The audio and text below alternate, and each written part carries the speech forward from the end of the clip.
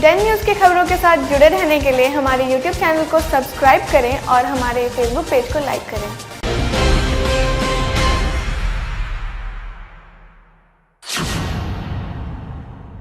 नमस्कार, स्वागत है आपका डेन न्यूज़ में और दिन भर की तमाम खबरों के साथ मैं हूं आरती सिंह। और अब खबरें विस्तार से। मुजफ्फरपुर सदर अस्पताल में चिकित्सक की लापरवाही के चलते इलाज में हुई देरी से एक बच्ची की मौत हो गई। कुटनी प्रखंड के रघुनाथपुर मधुबन गांव निवासी बच्ची के पिता संजय राम ने बताया कि बच्ची के गले में लीची का बीज अटक गया था। आनंद फानंद में बच्ची को लेकर कुटनी पीएचसी लेकर पहुंचे, जहां से सदर अस्पताल रेफर कर दिया गया। सदर अस्पताल पहुंचने पर डॉक्टरों ने पहले कोरोना का टेस्ट करवाकर आने को कहा।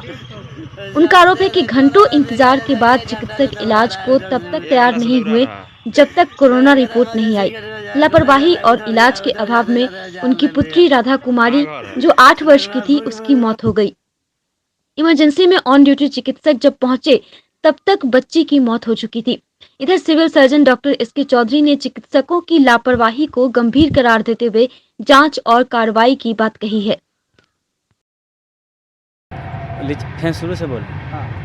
हाँ तो वह हुआ तो लीची दिए उसको खाने के लिए, मांगा था। अब लीची दिए उसको खाने के लिए तब बस गलगलाने लगा। पूछा क्या हुआ तो कुछ बोलता है, कुछ बोल ही नहीं रहा। यहाँ से भागे सदर।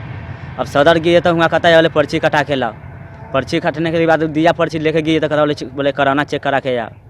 कोरोना चेक नहीं दिया कुछ हो। वहाँ से भागे मजेसी गेट पर। मजेसी गेट में बोला कि से नहीं, पहले जा कोरोना चेक नहीं हुआ ताले हम दही बच्चा का छूछा करेंगे। उतने देर में करीब 1-2 घंटा इन्हें से उन्हें हमको लग गया। उतने देर में हमारी बच्ची डेट कर गया। यहाँ से कितने बजे निकले थे और सदर अस्पताल पहुँचने में कितना समय लगा? करीब वो है आधा 1 घंटा लग गया था हमको गाड़ी से जाने में। सदर जब पहुँचे तो वहाँ पहले क्या किया, मैंने कैसे हुई थोड़ा सा उसको बोला कि से बोले जाइए पहले हमारे मजेसी गेट पर जाइए, पर्ची कटा के आइए, उसके बाद अपना यहाँ चेक करेंगे। अब वहाँ से पर्ची कटा के गए तो कोरोना वाला में गया चेक करने के लिए, हुआ नहीं इंटी लिया गया। और वहाँ से कैसे 2-3 आदमी बोला था, उसके बाद वो जाके अथी कुछ नहीं कराएगा। वहाँ से भागे तब बस मजेसी गेट पर वही तब ताले मर गया। देखिए, जैसा कि हमको जानकारी मिली है कि एक 8 साल की बच्ची को लेकर के उसके पिताजी आए हुए थे अस्पताल में दिखलाने के लिए, और उस बच्ची का डेथ हो गया था। उसके फादर काफ़ी रो रहे थे। और इमरजेंसी में जो डॉक्टर साहब हैं उनसे हमने पता किया। उनका कहना है कि बच्चा जो है ऑलरेडी डेथ हो चुका था, उसकी मृत्यु हो चुकी थी। उसके फादर से जानकारी मिली कि उसके गले में लीची का बीज अटका हुआ था, और हम इसकी जांच भी करा रहे हैं, देख लेते हैं क्या सच्चाई है। लेकिन जो सामने बात छन के आ रही है वो यही है कि वो बच्ची जो है ऑलरेडी उसकी डेथ हो चुकी थी, और बेचैनी में उसके फादर जो है इधर उधर घूम रहे थे। उसी समय में जो इमरजेंसी में डॉक्टर साहब थे उन्होंने देखा तो कहा कि ऑलरेडी बच्चा जो है। क्या एम्बुलेंस उपलब्ध कराई कि अगर बच्ची की डेथ हो गई थी? एम्बुलेंस तो जिंदा के लिए रहता है, मोर्चरी वाहन के लिए कोई डिमांड नहीं हुआ तो क्यों नहीं किया। तो ऐसा कोई मैंडेटरी रूल भी है क्या कि अगर इमरजेंसी में है तो उनको कोरोना जांच कराना कंपलसरी है? इमरजेंसी का मतलब इमरजेंसी होता है, उसमें कोई रूल नहीं है कि जब तक उसको कोई तरह का सिम्टम नहीं है। परिजन का कहना था कि कोरोना के बचाए टेस्ट के लिए तो इसलिए हम पहले उसका जांच करा लेते हैं, जांच कराने के बाद हम उस पर कार्रवाई करें। अगर ऐसा हुआ है तो उस पर कार्रवाई की। एसकेएमसीएच के शिशु गहन चिकित्सा इकाई सह अनुसंधान केंद्र के एएस वार्ड में मोतिहारी के एक बच्चे को चमकी के लक्षण के कारण गंभीर स्थिति में भर्ती कराया गया है। मेडिकल कॉलेज के डिप्टी सुपरिटेंडेंट शिशु रोग विशेषज्ञ डॉक्टर गोपाल शंकर सहनी ने बताया कि चमकी बुखार से पीड़ित कुल 23 बच्चों को अब तक भर्ती कराया गया है, जिनमें से 4 बच्चों की मौत भी हो चुकी है। वहीं मोतिहारी के भर्ती बच्चे की विशेषज्ञ डॉक्टरों की देखरेख में इलाज चल रहा है। बच्चे में अभी तक इसकी पुष्टि नहीं हुई है, पर बच्चे में चमकी के लक्षण देखे जा रहे हैं। साथ ही उन्होंने कहा कि बदलते मौसम को लेकर चिकित्सकों की टीम एईएस से निपटने को तैयार है। वार्ड में 22 बच्चा, और जिसमें कि आज एक बच्चे की छुट्टी हुई और आज एक इलाजरत में है पहले से। लेकिन आज एक बच्चे की भर्ती हुई है, वो अभी हम लोग सस्पेक्टेड एईएस में रखे हुए हैं। उसका जांच के लिए ब्लड सैंपल सब चला गया है, वो कल हम लोग उसका फाइनल रिपोर्टिंग करेंगे। अभी तक सर कुल कितने बच्चे आए हैं? अभी तक तो वही 22 बच्चे की अभी तक की है। 22 बच्चे की पुष्टि हो चुकी है, जिसमें जिसमें 4 बच्चे का डेथ है। 22 में 4 बच्चे का।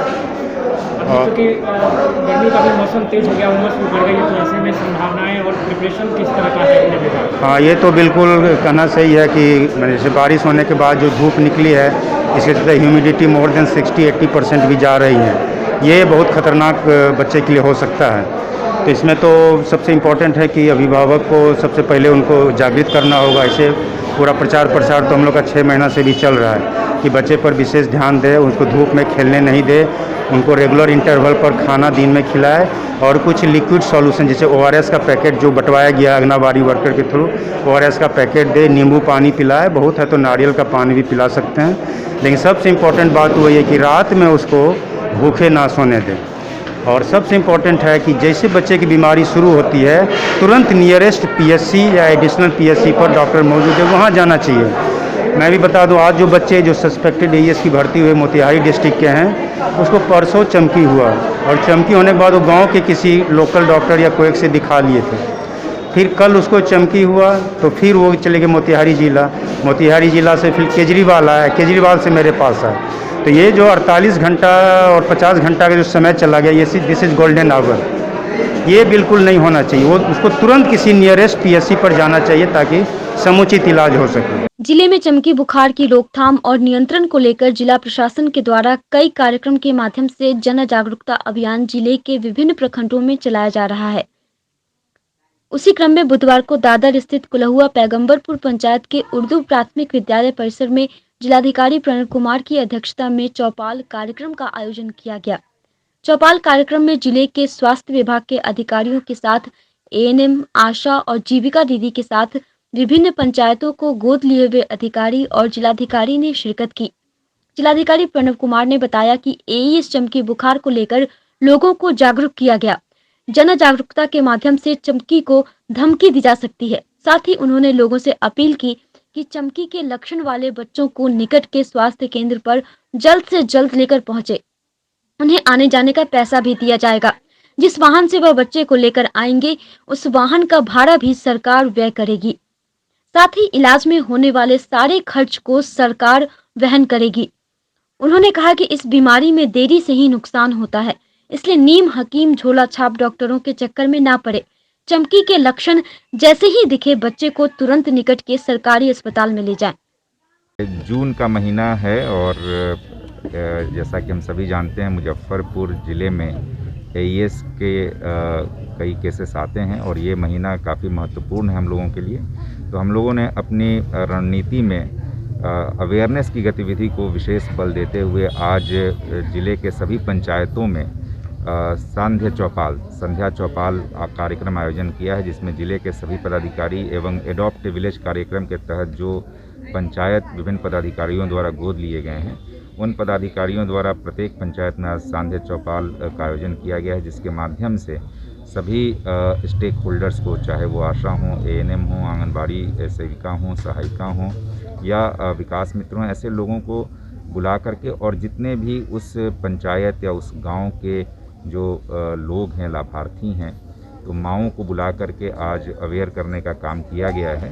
और हम लोग चाहते हैं कि प्रिवेंटिव मेजर्स यही है कि यदि लोगों को जागरूकता हो जाए, जानकारी हो जाए कि जैसे ही कोई AES के लक्षण हों तो उनको तुरंत हमारे प्राथमिक स्वास्थ्य केंद्र पर ले जाएं और वहाँ चिकित्सा की 24/7 पूरी व्यवस्था है। डॉक्टर्स, नर्सेस, सारी दवाइयाँ उपलब्ध हैं और इसके अतिरिक्त एम्बुलेंस के माध्यम से प्राइवेट व्हीकल्स को भी हम लोगों ने पंचायत वाइज टैग किया है, जिसकी राशि की प्रतिपूर्ति सरकार के द्वारा की जाएगी, ताकि बच्चों को यदि इस तरह की कोई शिकायत होती है, कोई भी AES का लक्षण होता है, तो उनको PSC तक लाने का पूरा खर्चा सरकार वहन करती है, चाहे वो प्राइवेट वाहन से आएँ, चाहे एम्बुलेंस से आएँ। तो हम लोग यह जानकारी तमाम लोगों को दे रहे हैं, गांव-गांव घूम करके एक-एक गांव के एक-एक परिवार को ये जानकारी दी जा रही है। और इसके अतिरिक्त विकास मित्रों को, पंचायत सचिव को, आशा को, शिक्षकों को भी हम लोगों ने विशेष पत्र लिख करके इसके लिए उनसे भी आग्रह किया है कि उनके क्षेत्र में इस तरह के कोई मामले हों तो तुरंत उसको नज़दीकी स्वास्थ्य केंद्र पर ले जाएं, जहां चिकित्सा की सारी व्यवस्था है, सारे इंतजाम हैं। और हम लोगों का यह लक्ष्य है कि मामले बिल्कुल कम से कम हों और यदि कोई मामले हों भी तो वो मामले तुरंत हमारे प्राथमिक स्वास्थ्य केंद्र पर स्वास्थ्य सुविधा तक पहुँचें और उनको वहीं पर हम लोग अच्छे तरीके से चिकित्सा करके केसेस को काफ़ी कम करें। और मैं मैं बताना चाहूँगा कि इस लक्ष्य को पाने में हम लोगों ने अभी तक सफलता हासिल की है। अभी तक काफ़ी कम संख्या में केसेस सामने आए हैं और जो भी केसेस सामने आए हैं उसकी त्वरित ट्रीटमेंट भी संभव हो पाई है। हम लोग उम्मीद करते हैं कि आने वाले दिनों में भी, खासकर ये महीना हम लोगों के लिए एईएस को लेकर महत्वपूर्ण है। इस तरह के जागरूकता कार्यक्रम के माध्यम से हम लोग आने वाले दिनों में भी केसेस को कम रखने में सफल होंगे। लॉकडाउन 4 के पहले दिन मुजफ्फरपुर में लापरवाही की तस्वीरें दिखी। दिन निकलने के बाद कड़ी धूप और गर्मी के बीच जब हमने शहर से लॉकडाउन के पालन का जायजा लिया तो पता चला कि सड़क पर काफी भीड़ थी। आज से लॉकडाउन में कुछ छूट दी गई है, जिसके तहत बाजार में खुलने वाले दुकानों की संख्या बढ़ गई है। मसलन कपड़े की दुकानें खोली जा रही हैं और दुकान खोलने का समय अभी 2 बजे तक बढ़ा दिया गया है। लेकिन बाजार से लेकर कारोबार तक में कोविड-19 के नियमों का अनुपालन का निर्देश दिया गया है। लेकिन मुजफ्फरपुर के बाजार में लोग ऐसे निकले जैसे कोरोना जैसी कोई चीज है ही नहीं। सड़कों पर भीड़ इतनी थी कि गर्मी और धूप के बावजूद भी सड़क जाम जैसे हालात दिखे। मुजफ्फरपुर के श्रेयागंज टावर चौक से हालात का जायजा लिया हमारे संवाददाता आमिर ने। पूरे बिहार के साथ साथ मुजफ्फरपुर में भी लॉकडाउन 4 की शुरुआत आज से हो चुकी है और तस्वीरें आपके सामने इस वक्त श्रेयागंज टावर चौक पे हम मौजूद हैं। और देखिए छूट के बाद किस तरह से लोगों का जनसैलाब रोड पे उमड़ा है और भारी संख्या में लोग बाजार के लिए निकले हैं। 2 बजे तक समय निर्धारित किया गया है स्थानीय प्रशासन की ओर से और जो राज्य सरकार ने भी ये आदेश जारी किया है कि सुबह 6 बजे से लेकर दोपहर के 2 बजे तक जो निर्धारित दुकानें हैं वो खुलेंगी। रोड पर सड़क पे आवागमन चालू रहेगा, लेकिन लोग लापरवाह की तरह यहाँ पर निकल रहे हैं। कई लोग बगैर मास्क का रोड पर घूमते नजर आ रहे हैं। तस्वीरें आपके सामने हैं। लोग को अब ये लग रहा है कि कोरोना पूरी तरह से खत्म हो चुका। कई जगहों पर जाम की स्थिति है जो लगातार पुलिसकर्मी खुद जाम हटाने की कोशिश कर, हालांकि अभी जाम इन्होंने क्लियर करवाया है। क्या स्थिति है आज भीड़ की? भीड़ पहले की अपेक्षा कुछ बढ़ा है। हाँ, कैसे कंट्रोल कर रहे हैं भीड़ को? अभी तो देखिए रहे हैं कंट्रोल हो रहा है। मान लिया कंट्रोल तो सब दिन, मान लीजिए ज़्यादा भीड़ होने के बाद जो है कंट्रोल तो हम लोग करवे करते हैं। तो पुलिस के द्वारा लगातार भीड़ को कंट्रोल किया जा रहा है और भी आप देख सकते हैं किस तरह से जाम की स्थिति बनी हुई है। लेकिन बगैर मास्क का देखिए 4 व्हीलर मौजे चला रहे हैं, बगैर मास्क का घूम रहे हैं, मास्क नहीं लगाए हुए हैं। तस्वीरें आपके सामने देख सकते हैं किस तरह से लापरवाह होकर लोग चल रहे हैं रोड पे। मानो इनको कोरोना का डर ही समाप्त हो चुका है। अब देखिए जरा सही मौजे को देखिए। मास्क कहाँ है आपका? मास्क देखिए कैसे लगा रहे हैं। मास्क क्यों हटा के चलते हैं? मास्क क्या हटा रहा था? ध्यान का डर नहीं है? तो आप देखिए जवाब नहीं है उनके पास। तो कई लोग बगैर मास्क के आपको नजर आ जाएंगे। तो इस तरह का लापरवाह लोग, मुजफ्फरपुर के जो लोग हैं पूरी तरह से लापरवाह हो चुके हैं, बगैर मास्क और सड़क पर घूम रहे हैं। मास्क काहे नहीं लगाई है? मास्क लाए कब?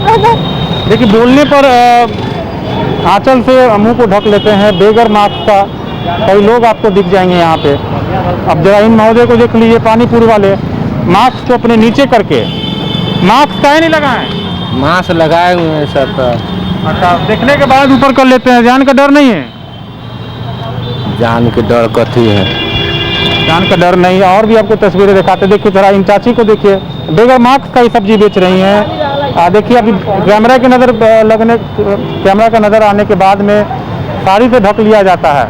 तो यूँ कहें कि तस्वीरें बेहद लापरवाही की मुजफ्फरपुर में दिख रही है और किस तरह से लोग बेपरवाह होकर सड़क पर चल रहे हैं। तस्वीरें आपके सामने हैं। देखिए जाम की स्थिति किस तरह से, श्रेयागंज टावर, छोटी श्रेयागंज में जाम की स्थिति किस तरह से यहाँ पे उत्पन्न हो रही है। 2 बजे तक की छूट दी गई है। आप जाम निपटने के लिए लगातार पुलिस पहल भी कर रही है। तो बेहद खतरनाक तस्वीरें हैं ये, श्रेयागंज टावर की तस्वीरें हैं। लगातार लोग लापरवाही बरत रहे हैं। लॉकडाउन 4 में जो कुछ छूट मिलने के बाद बड़े पैमाने पे लोग बाजार में निकले हैं। उन्हें शायद ये भूल गए हैं कि अभी कोरोना खत्म नहीं हुआ है, अभी लापरवाही चलने वाला नहीं है। अभी उनको सतर्क रहना होगा, मास्क का इस्तेमाल करना होगा, सोशल डिस्टेंस का पालन करना होगा। कैमरा पर्सन रविकांत के साथ Aamir, day news, Muzaffarpur. Muzaffarpur police एक तरफ लॉकडाउन का पालन कराने में जुटी है तो वहीं दूसरी तरफ चोरों की चांदी कट रही है। शहर में प्रतिदिन किसी न किसी दुकान या मकान का ताला टूट रहा है, लेकिन पुलिसिया कार्रवाई के नाम पर सिर्फ खाना पूर्ति की जाती है। उत्तर बिहार का सबसे बड़ा कपड़ा मंडी कहे जाने वाले सूतापट्टी में एक बार फिर चोरों ने अपना तांडव मचाया है। एक साथ तीन कपड़ा दुकानों का शटर उखाड़कर भीषण चोरी की घटना को चोरों ने अंजाम दिया है। तीनों कपड़ा दुकान सूतापट्टी के रत्ना मार्केट में है। मार्केट के अंदर प्रवेश करते ही चोरों ने सबसे पहले दुर्गा इंटरप्राइजेस नामक कपड़ा दुकान का शटर उखाड़कर कैश समेत कीमती कपड़ों पर हाथ साफ कर दिया। दुकानदार अमित कुमार की माने तो दुकान में 1.5 लाख की चोरी हुई है। वहीं चोरी की दूसरी घटना राधा कृष्ण सिंथेटिक्स के यहाँ भी है। चोरों ने लाखों की चोरी कर चलते बने। चोरी की तीसरी घटना श्री विष्णु सिंथेटिक्स नामक कपड़ा दुकान की है, जहां चोरों ने दुकान का ताला काटकर कैश समेत 6 लाख की संपत्ति पर हाथ साफ कर दिया। दुकानदार संजीव कुमार सिंह ने अज्ञात चोरों के खिलाफ नगर थाने में प्राथमिकी दर्ज कराई है। वहीं प्रतिदिन हो रही चोरी की घटना से व्यवसायियों में पुलिस के खिलाफ भारी आक्रोश है। दुकान का पूरा दोनों साइड से शटर तो तोड़ दिया और पूरा शटर को ऊपर मुँह ऐसे उनाड़ दिया, पूरा दोनों गल्ला को तोड़ दिया, कैश ले गया, प्लस चांदी का सिक्का सब 20-25 को था वो ले गया, लाख रुपए का अंदाज कैश था, प्लस माल सब पूरा दुकान का ले गया। ये सब घटना हुआ। काफी कितना नुकसान है? लगभग 1.5 लाख का नुकसान है। क्या नाम है दुकान का? दुर्गा इंटरप्राइजेज। सुबह में हमारे बगल के दुकानदार हमको फोन किए कि आपका शटर उठा हुआ है, आप आइए। तो हम आए तो देखे कि शटर तो बिल्कुल टेढ़ा हुआ था। एक तरफ से शटर जो है ना उखाड़ के ताला तोड़ करके आगे का भी ताला तोड़ दिया था, और उसको घुस के देखे तो पैसा भी जो भी था हमारे पास वो ले गया था, चांदी का सिक्का ले गया था, और जो मतलब जो भी था सामान ले गया। कपड़ा जो है मतलब ले गया है, जो भी ऊंचे दाम का साड़ी था और उसके बाद लहंगा था वो सब ले गया है। लगभग कितने का नुकसान है आपका? लगभग 5-6 लाख रुपए का। 5-6 लाख का नुकसान। लगभग क्या दुकान में चोरी है मार्केट में? 3 दुकान में चोरी है। किनका? एगो मेरा है श्री विष्णु सिंथेटिक्स, राधा कृष्णा सिंथेटिक्स और दुर्गा इंटरप्राइजेस। तीनों कपड़ा का दुकान? जी, तीनों कपड़ा का दुकान है। तीनों में क्या नुकसान की होगी लगभग? मेरा तो हमको पता है, बाकी लोगों का कैश ले गया है। एक आदमी तो अभी आए नहीं है। पुलिस आई थी? हाँ, पुलिस आई थी। बोले मार्केट में चोरी हो जाना क्या है? अब देखिए तो प्रशासन ही बता सकता है कैसे क्या होगा। मुजफ्फरपुर के सीजेएम कोर्ट में योग गुरु बाबा रामदेव पर परिवाद दर्ज कराया गया है। बुधवार को मुजफ्फरपुर के मुख्य न्यायिक दंडाधिकारी की अदालत में अधिवक्ता सुधीर ओझा ने एक परिवाद पत्र दायर किया है। परिवाद पत्र में उन्होंने पतंजलि विश्वविद्यालय और शोध संस्थान के संयोजक स्वामी रामदेव पर आरोप लगाया है कि 21 मई को स्वामी रामदेव ने विभिन्न टीवी चैनलों पर एलोपैथी चिकित्सा विज्ञान पर अमर्यादित टिप्पणी तो की ही, इसके अलावा उन्होंने कोरोना से डॉक्टरों की मौत का मजाक उड़ाया। परिवाद पत्र में कहा गया है कि बाबा रामदेव ने कोरोना वायरस से बचाव के लिए किए जा रहे टीकाकरण अभियान का भी मजाक उड़ाया है, साथ ही लोगों में टीकाकरण को लेकर जारी भ्रम को बढ़ावा दिया है। इस परिवाद को न्यायालय ने स्वीकार करते हुए सुनवाई के लिए 7 जून की तारीख तय की है।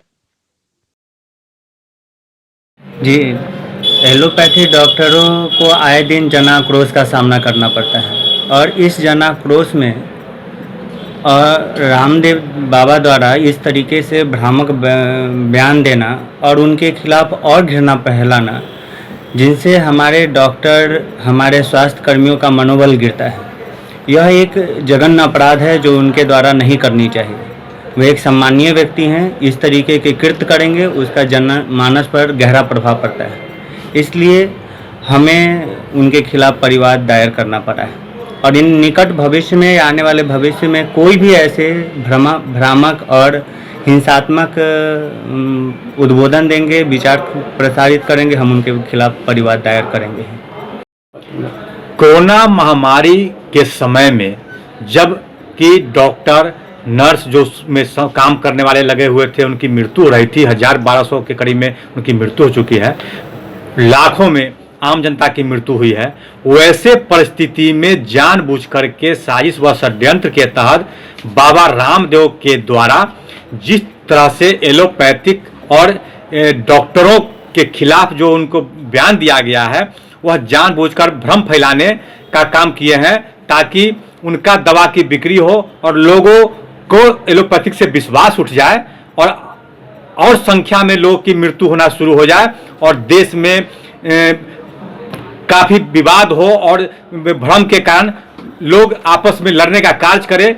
इसको लेकर के ज्ञान प्रकाश परिवादी की ओर से हमने माननीय सीजीएम मुजफ्फरपुर की अदालत में बाबा रामदेव के खिलाफ एक मुकदमा आपराधिक मुकदमा दर्ज कराया है, जिसमें आईपीसी की धारा 124 से जो देशद्रोह का होता है, 420 जो धोखाधड़ी है, 499, 269, 270, 336, 268, 153, 188 के साथ साथ महामारी और आपदा प्रबंधन एक्ट के तहत यह मुकदमा उन पर दर्ज कराया गया है। आरोप लगाया गया है कि इन्होंने जिस तरह से बयान दिया है, देश को तोड़ने का बयान दिया है, इस महामारी एक्ट को फैलाने के लिए बयान दिया है और एलोपैथिक डॉक्टर, नर्स, कर्मचारी जो इसमें लगे हुए हैं उनका प्रतिष्ठा के साथ साथ देश की प्रतिष्ठा, आम जनता की प्रतिष्ठा को हनन करने का कार्य किया है। माननीय न्यायालय ने इसे गंभीरता से लेते हुए स्वीकार करके 7 जून की तिथि सुनवाई के लिए मुकर्रर की है। गायघाट पुलिस ने एक बस से आधा दर्जन से ज्यादा विदेशी शराब के साथ 3 लोगों को गिरफ्तार किया है। दरअसल गायघाट थाना प्रभारी सह प्रशिक्षु डीएसपी अमित कुमार को सूचना मिली कि दिल्ली से दरभंगा की ओर जाने वाली एक बस में शराब की खेप जा रही है। वहीं सूचना मिलते ही थाना की पुलिस जारंग चौक के समीप एक लाइन होटल के पास उक्त बस की तलाशी ली, जिसमें से 9 बोतल विदेशी शराब बरामद किया गया। वहीं पुलिस को देख 3 लोग भागने लगे, जिसे पुलिस ने धर दबोचा। पुलिस बस को जब्त कर थाने ले आई और आगे की कार्रवाई में जुट गई है। जैसे हम लोग को सूचना मिली कि दिल्ली से बस आ रही है, जा रही है दरभंगा की तरफ, उसमें शराब लोड है। हम लोग थानाध्यक्ष के महोदय के में हम लोग छापेमारी किए, वाहन जांच शुरू किए, उसमें शराब मिला। कितने गिरफ्तारी हुई है? 3 की गिरफ्तारी हुई है। वहीं नगर थाने की पुलिस ने प्रशिक्षु डीएसपी सियाराम के नेतृत्व में छापेमारी कर रेड लाइट निवासी राम अवतार शाह उर्फ बीगन के घर से 19 बोतल विदेशी शराब बरामद किया है। छापेमारी की भनक लगते ही कारोबारी मौके से फरार हो गया। पुलिस पदाधिकारी के बयान पर राम अवतार शाह के खिलाफ उत्पाद अधिनियम के तहत केस नगर थानेदार ओम प्रकाश ने दर्ज किया है। उसकी गिरफ्तारी के लिए पुलिस छापेमारी में जुटी है।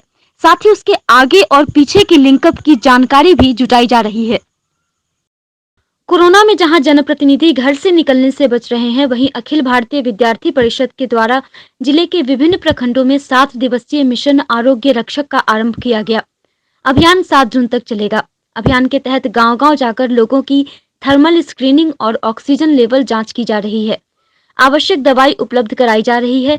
मास्क, सैनिटाइजर वितरित करते हुए वैक्सीनेशन के प्रति लोगों को जागरूक किया जा रहा है। जिला संगठन मंत्री पुरुषोत्तम ने बताया कि अभियान के लिए 30 टीमें बनाई गई हैं। इसके माध्यम से 250 से 300 गांव में अभियान चलाने का लक्ष्य रखा गया है।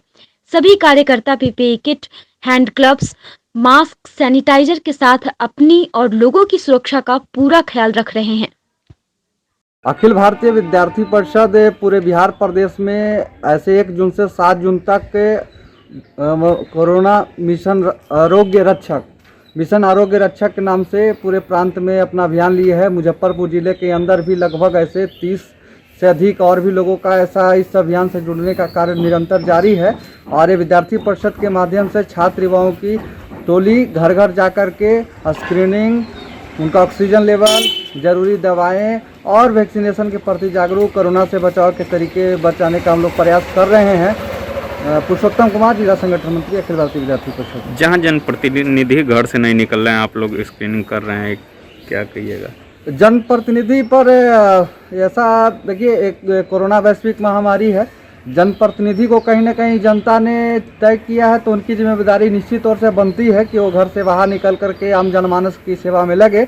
लेकिन विद्यार्थी परिषद कोई राजनीतिक पार्टी है नहीं, एक संगठन है। और विद्यार्थी परिषद एक ऐसा संगठन है, चाहे बाढ़ हो, सुखाड़ हो, चाहे किसी भी प्रकार की विषम परिस्थिति हो, कोरोना के प्रथम चरण में भी विद्यार्थी परिषद के कार्यकर्ताओं ने सेवा किया, आज भी निरंतर सेवा कर रहा है। आज डोर टू डोर स्क्रीनिंग हजारों कार्यकर्ता जाकर के कर रहे हैं। तो खबरें भी और भी है, पर फिलहाल वक्त हो चला है एक छोटे से ब्रेक का, तो फिर बने रहिए हमारे साथ और देखते रहिए डेन न्यूज़।